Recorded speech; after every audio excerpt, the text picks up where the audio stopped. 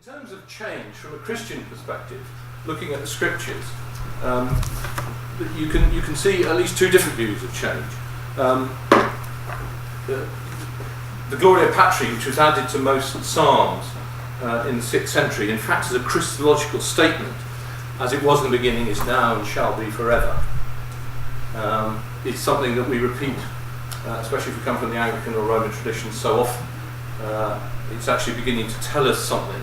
And for those of you familiar with the liturgist rule of lex orandi, lex credendi, what we say and what we worship with, it actually frames our beliefs. So this idea that as it was in the beginning, is now, and shall be forever, that the world, and indeed God himself, is somehow immovable.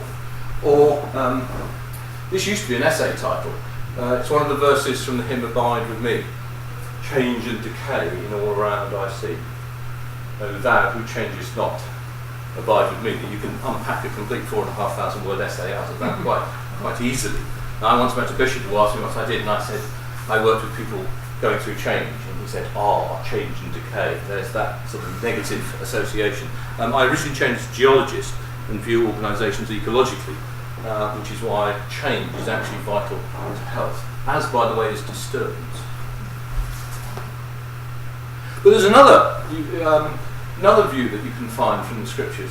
I was fascinated by the clip from American Beauty, and for what it's worth, Colin, I saw the ruah, the breath of God blowing the bag around, and there's reference there in one of those, when you send forth your spirit's breath, they are created, and you renew the face of the earth. In Christ, new creation, from 2 Corinthians. Or the one who was seated on the throne, seeing, I am making all things new.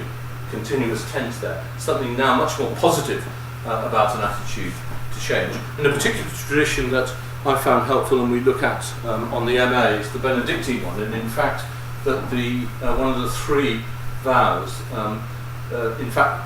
which is the vow of conversion of life, which a former abbot of Ampleforth described as a vow to change, to never remain still, either in self-satisfied fulfillment or self-denying despair.